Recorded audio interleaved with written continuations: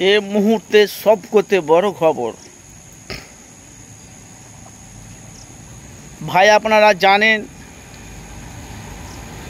যে নওশাদ সিদ্দিকী বিধানসভায় ভোটের তালিকা প্রার্থী ঘোষণা করেছে, আপনারা জানেন। তার সাথে সাথে কোথায় কোথায় প্রার্থী তালিকা ঘোষণা করেছে আপনারা জানেন। তো ভাই আমি আপনাদের কাছে এসেছি নওশাদ সিদ্দিকী ভাইজানকে নিয়ে কিছু সত্যটা মানুষের কাছে তুলে ধরার জন্য। লোকসভা নির্বাচনে ভোটে নওশাদ সিদ্দিকী ভাইজান উনি কিন্তু 17টা প্রার্থী দিয়েছিলেন।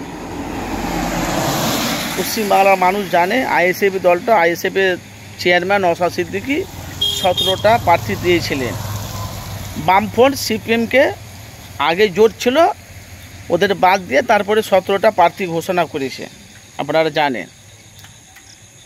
তার সাথে সাথে লোকসভা নির্বাচনে ভোট যখন গণনা হলো, বরাবরই কথা ভাইজান, সিপিএম আর আইএসএফ এরা কিন্তু পুরো জিরো হয়েছে যখন ভোট গণনা হয়। কংগ্রেস একটা সিট পেয়েছে, সেটা হলো মালদা জেলাতে, আপনারা জানেন। এই কারণে আমি আপনাদের কাছে সত্যটা তুলে ধরতে এসেছি। একটু কথাগুলো একটু মনোযোগ দিয়ে শুনবেন, আপনারা আমার ভিডিওটি কেটে কেউ যাবেন না। এই যে 2021 থেকে 2025 পর্যন্ত আব্বাস সিদ্দিকীর ভাই নওশাদ সিদ্দিকী যিনি ভাঙড়ের এমএলএ বিধায়ক, কিন্তু ভাঙড়ে যে নওশাদ সিদ্দিকী যে 2021-এ যে ভাঙড়ে নওশাদ সিদ্দিকীকে জিতিয়েছে, ওখানে কিন্তু নওশাদ সিদ্দিকী প্রার্থী হয়েছে।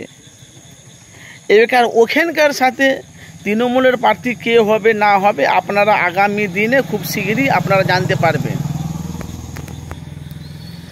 2026 বিধানসভা ভোট আপনারা জানেন 294টা সিট, কিন্তু আবার নওশাদ সিদ্দিকী বামফ্রন্ট সিপিএম কংগ্রেসের সাথে আইএসএফের চেয়ারম্যান নওশাদ সিদ্দিকী কিন্তু বামফ্রন্ট সিপিএম কংগ্রেসের সাথে জোট করেছে, আপনারা জানেন। লোকসভা নির্বাচনে ভোটও কিন্তু নওশাদ সিদ্দিকী, বাংলার মানুষ সবাই বলেছিল যদি সিপিএম কংগ্রেসের সাথে যদি জোট করতো তাহলে নওশাদ সিদ্দিকী বলা বলি কথা অনেক কটা সিট পাওয়ার সম্ভাবনা ছিল, কিন্তু এরা নিজেরাই কিন্তু এরা জোট ভেঙে দিয়েছে। তো ভাই একটু কথাগুলো একটু মনোযোগ দিয়ে শুনবে, এড়িয়ে যাবেন না।